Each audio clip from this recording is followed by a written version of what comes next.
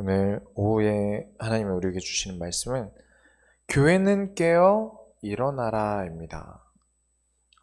오늘 말씀은 좀 짧을 거예요.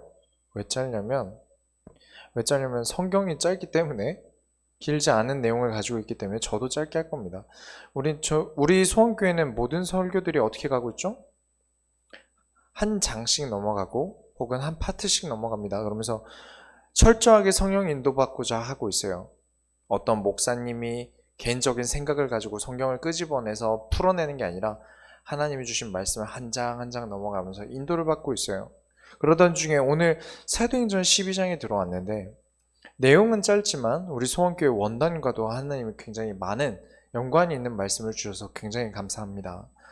같은 마음과 같은 생각과 같은 목적을 가지고 있는 게 교회예요. 잊지 않으셔야 됩니다. 첫 번째로 여러분이 교회라는 것을 이해하실 때는 공동체를 이해하셔야 됩니다. 내 개인을 위한 교회가 되어버렸어요. 내가 좋으면 갈 수 있고 내가 아니면 안 가는 교회. 많은 사람들이 이렇게 되었지만 사실 교회의 진짜 정체성은 함께 있는 것이 제일 중요합니다.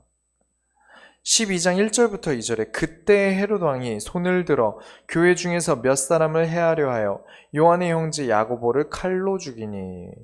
야고보가 누구죠? 야고보가 누굽니까? 예수님의 변화산 사건에 같이 목격했던 사도입니다. 근데 되게 허무하게 그냥 이렇게 한 절로 끝나버렸어요. 지금 헤롯 왕이 왜 교회를 해하고 다닙니까? 그걸 잘 보셔야 돼요. 12장 3절에 유대인들이 이 일을 기뻐하는 것을 보고 베드로도 잡으려 할세 때는 무교절 기간이라 목적이 있다는 겁니다.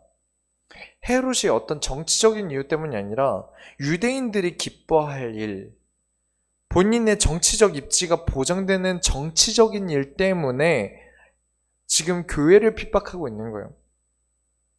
이 순간 12장 5절에 이에 베드로는 옥에 갇혔고 교회는 그를 위하여 간절히 하나님께 기도하더라. 개인이 기도하는 것, 또 성도가 기도하는 것이 아니라 교회가 그를 위해 간절히 기도합니다. 하나님이 인간에게 허락하신 공동체가 여러 가지 있습니다만 하나님이 가장 중요하게 생각하시는 공동체는 교회 공동체예요. 사람이 100명 있으면요 100가지 문제가 있습니다. 100명 있으면 1000가지 문제가 있을 거예요. 그죠? 우린 다 복잡한 일로 가득 차 있어요. 그러나 그 많은 문제들을 내려놓고 한 마음으로 기도한다면 오히려 그만큼 역사가 일어난다 안 일어난다? 응답이 있다 없다? 상관없이 너무나 가치 있는 일입니다. 교회가 한 마음으로 기도할 수 있고 같은 생각을 품는다? 정말 불가능한 일인데 그리스도를 바라봄으로 또한 예배함으로 인해서 하나가 돼요. 그렇기 때문에 우리가 무엇을 두고 기도해야 됩니까? 말씀을 두고 기도하는 거예요. 사람들이 내 개인의 기도 제목에 흩어지는 것이 아니라 말씀이라는 것으로 기도가 모여야 합니다. 그게 공동체 의식을 가지고 있는 교회예요. 그래서 우리 원단에서도 에베소서 1장 10절 가지고 하나님은 모든 것이 그리스도로 인해 통일되라고 강조하셨습니다. 그리스도가 머리가 되시고 교회가 그의 몸이 되어서 한 방향 한 뜻으로 움직이는 것이 건강한 교회예요. 그리스도를 따르지 않고 팔다리 따로 움직이는 건 뭔가 문제가 있겠죠. 내 마음대로 팔이 안 움직이고 내 마음대로 다리가 안 움직이고 따로 움직여요. 그건 굉장히 건강하지 않은 겁니다. 그 뭔가 문제가 온 것이죠. 마치 교회에 있을 때만 교회에 필요한 생각, 교회에 있을 때만 교회에 맞춰서 생각하는 것이라고 생각하시면 안 됩니다. 그렇지 않아요. 내가 일을 할 때도요. 내가 여행을 다닐 때도 나는 늘 교회랑 연결이 돼 있어야 돼요. 여러분은 아셔야 됩니다. 내가 만약 팔인데 팔이 떨어져 나갔으면 이 팔이 뭘 할 수 있겠습니까? 몸에 붙어 있어야 비로소 팔의 역할을 하는 거예요. 내가 멀리 있어도 나는 교회로서 존재해야 됩니다. 그렇지 않다면 계속해서 실패를 겪을 수밖에 없다. 두 번째로 그렇다면 여러분 깨어서 일어나셔야 합니다. 12장 6절에 헤롯이 잡아내려고 하는 그 전날 밤에 베드로가 두 군인 틈에서 두 쇠사슬에 매여 누워 자는데 파수꾼들이 문 밖에서 옥을 지키더니 이제 내일이면 죽을 사람인데 뭐가 그렇게 마음이 편한지 잠을 잘 자네요. 저라면 막 과거 회상하면서 막 우수에 젖어 있을 텐데. 이때 7절부터 10절을 보시면 주의 사자가 나타나서 베드로의 옆구리를 쳐서 깨우고 사슬을 벗기고 급히 시내로 나와 탈출하게 만듭니다. 이 일들이 다 베드로는 환상인 줄 알아요. 착각하다가 밖에 나와서 아, 이게 현실이구나 라고 깨닫게 되는 것이죠. 12장 11절을 보시겠습니다. 12장 11절을 보시면 12장 11절 보시면 이에 베드로가 정신이 들어 이르되 내가 이제야 참으로 주께서 그의 천사를 보내어 나를 헤롯의 손과 유대 백성의 모든 기대에서 벗어나게 하신 줄 알겠노라 하여 깨닫고, 이게 그냥 아, 이게 현실이었구나 라고 깨달았다는 문구로 보일 수 있는데 담임 목회자인 제 눈에는 좀 다른 게 보입니다. 그리고 부교육자를 10년 이상 해보니까 보이는 게 있어요. 뭐냐면 이 베드로 담임 목회자의 심성을 좀 느껴보자면, 제가 지금까지 모셔왔던 목사님들이나 경험들을 통해서 보이는 게 하나 있다면, 많은 목사님들이 과시욕을 가지실 때가 있어요. 과시를 하고 싶으실 때가 있어요. 교회 형편이 어려운데도 차를 고급차로 바꾸신다든지, 빚을 내서라도 골프를 치러 다니신다든지, 교회의 성전 건축을 좀 무리하게 하신다든지. 이게 왜 그러냐면 여러분이 집에 계실 땐 편하게 계시죠. 추리닝 바람도 있고 뭐 겨울에는 옷 좀 안 입고 있고, 여름에는 안 입고 계시고, 수면 바지 입고 늘어져서 TV 보고 핸드폰 보고 하시지 않습니까? 근데 밖에 나올 때는 아니죠. 밖에 나올 때는 이렇게 좀 최대한 차려입고 나오지 않습니까? 그런 것처럼 교회가 성도 같고 어느샌가 가족 같아요. 어차피 10년, 20년 오랫동안 봤어요. 어느샌가 그렇게 되면 내 시야가 성도 밖으로 넘어갑니다. 왠지 외부로 넘어가게 돼요. 그러면서 다른 교회 목사님이 자랑질하면 그렇게 배가 아파요. 다른 교회 목사님이 어떤 성도가 이번에 차를 사줬는데 들으면 배가 아파요. 이번에 담임 목회자 신년 예배를 갔다 왔는데 노회에서 예배를 드리는데 저를 보시는 유독 두 명의 목사님이 네가 뭔데 여기 있냐 이런 느낌이 있었어요. 나이도 어린 게 벌써부터 막 이런 느낌으로 좀 이렇게 무시를 하시는 느낌이 있었어요. 그래서 그냥 가볍게 무시하고 나오긴 했는데, 담임 목회자는 여기서 쉽게 실수하게 되는 게 있습니다. 두고 봐라 이런 생각이 스물스물 올라요. 내가 교회가 잘 되면, 내가 성도 수 많아지면 이게 막 올라와요. 저는 이걸 평생 목회자는 싸워야 된다고 생각을 합니다. 이거 내려놔야 돼요. 근데 이런 것 때문에 이제 점점 눈이 밖으로 돌기 시작해요. 내가 외부에서 잘 되는 걸 보여주기 위해서 성도를 갈취하기도 하고 성도를 닥달하기도 하게 돼요. 이 얘기랑 왜 무슨 상관이 있냐면, 지금 이런 마음이 이렇게 몸에서 스물스물 올라올 때 현타가 오게 됩니다. 두고 봐라 하다가 현타가 와서 이게 내려갈 때 어떤 생각이 드냐면, 내가 될 수 있을까? 내가 잘 될까? 내가 과연 성공할 수 있을까? 내년까지도 우리 교회가 유지가 될까? 그런 생각이 들게 되죠. 베드로 사도가 죽음을 앞두고 있습니다. 어떤 생각이 들까요? 유대의 수많은 사람들이 한두 명도 아니고 유대에 있는 사람들이 다 자기가 죽길 바래요. 자기도 유대교 아니었습니까? 유대인이고요. 근데 다 내가 죽기를 바라고 있다는 상황을 겪는 사람은 어떨까요? 연예인들이 왜 자살을 합니까?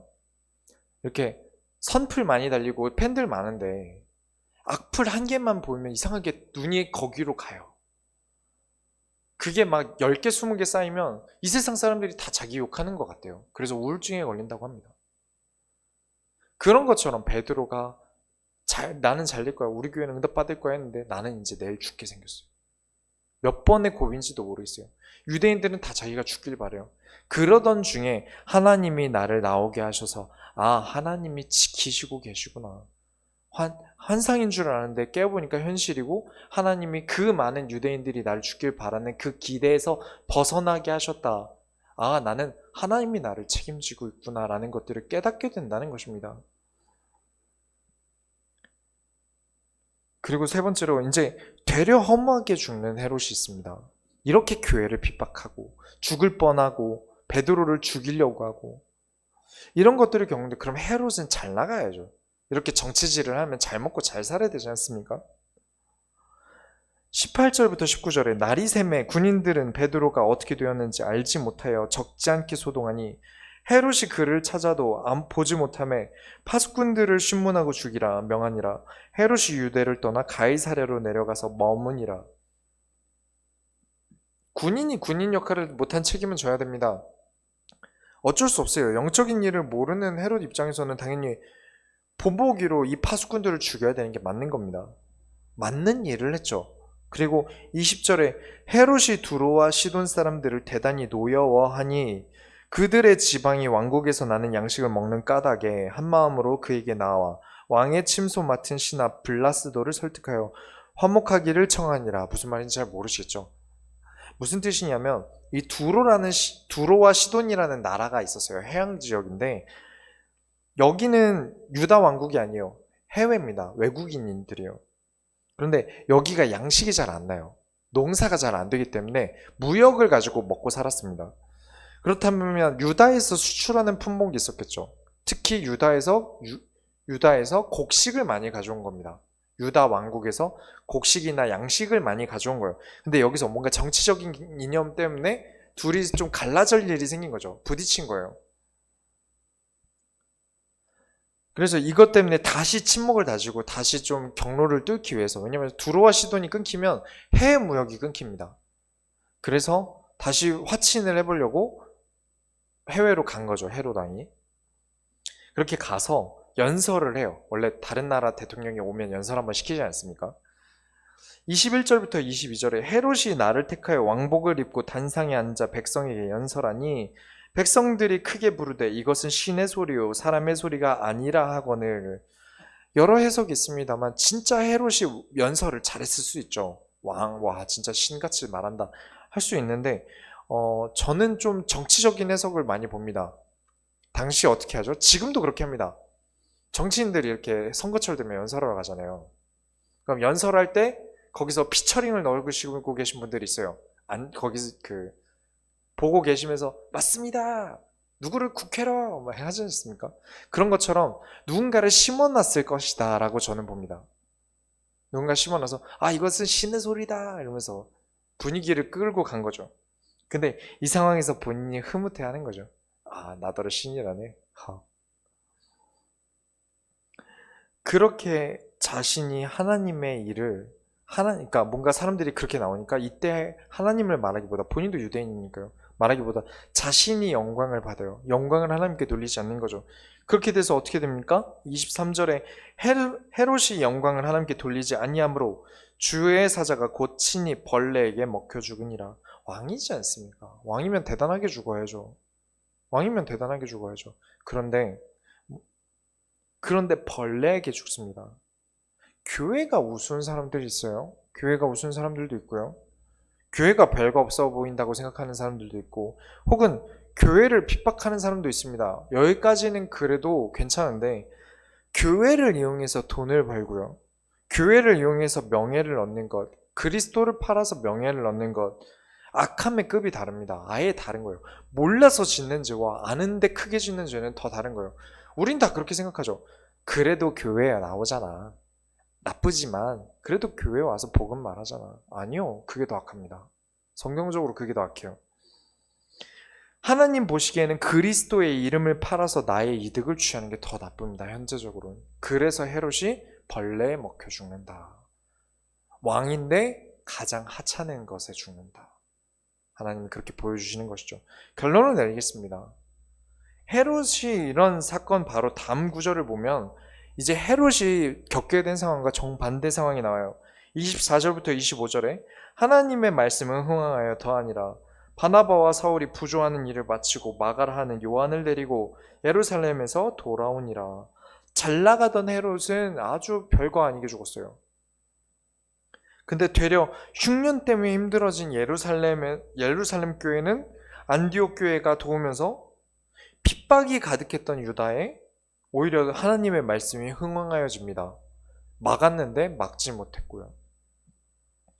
그리고 부조의 일을 마치고 예루살렘에서 마가라는 제자를 데리고 가는데 마가복음의 저자를 대부분 이 마가로 보고 있습니다. 그리고 아까 베드로가 투옥했을 때 기도하던 장소가 이 마가의 집에서 기도했어요. 우리가 마가의 다락방이라고 하는데 사도행전 1장에 마가의 다락방이라는 말은 없습니다. 이것 때문에 이 기도했던 장소는 마가의 다락방일 것이다 추측하는 것이 사실 없어요. 하지만 분명히 예수님을 따랐고 초대교회에 많은 헌신을 했던 인물이 마가라는 것은 분명합니다. 오늘 오전 말씀을 잘 생각해 보세요. 우리가 하나님과 연관이 되어 매 순간을 살지 않으면 안 됩니다. 나와 하나님은 떨어져 있을 수 없어요. 내가 연관을 끊어버리면 나는 패배하게 돼요. 어떤 게임도 하다가 중간에 끊으면 다시 처음부터 해야 됩니다. 그렇죠. 어떤 경기도 이기고 있었다가 기권해버리면 끝나는 거예요. 내가 이기고 있든 말든. 이 게임이 끝날 때까지는 끝난 게 아닙니다. 그런데 그런 것처럼 나와 하나님과의 이 땅에서의 경기를 끊으시면 안 돼요. 누구는 감옥에서 사람에게 처형당하기 직전에서 살아 돌아옵니다. 근데 누구는 하나님께 영광 돌리지 않다가 벌레에게 먹혀서 죽어요. 왕인데 뭔가 대단한 걸 죽어야 하는데 고작 벌레에게 죽습니다. 내가 하고 싶은 대로 살고요. 내가 영광을 위해 살고요. 내 영광을 위해서. 나 잘 되고 사람들이 나를 되게 좋아하고 그런 것을 위해서 살다 보면 어느샌가 하나님과 멀어지고요. 하나님과의 끊어지면 나는 결국 재앙을 입습니다. 나는 결국 망할 수밖에 없어요. 그런데 왜 그렇게 사람들은 하나님을 팔고 내 인간관계 때문에 하나님을 팔고 밖에서 인간관계 잘 못하는 사람들이 교회에 와서 내 인간관계를 부리려고 하기도 하고 우리는 하나님의 마음에 그렇게 못질을 하고 있습니다. 우린 그게 아니라 날마다 하나님이 원하시는 것을 따라서 하나님만으로 만족하다가 이 세상에 정말 하나님의 소원을 이루는 사람이 되시기 바랍니다. 우리가 하나님의 소원을 이루어드립시다. 기도하겠습니다. 하나님 감사합니다. 짧은 시간 하나님의 말씀을 나누면서도 우리가 어떻게 살아가야 하는지를 기억하게 하여 주옵소서. 하나님과 내가 끊어지지 않게 하시고 어떠한 마음에서도 하나님을 믿으며 오직 그리스도로 나아가는 모든 소원교회 성도들이 되게 하여 주옵소서. 살아계신 예수 그리스도의 이름으로 기도드렸습니다. 아멘.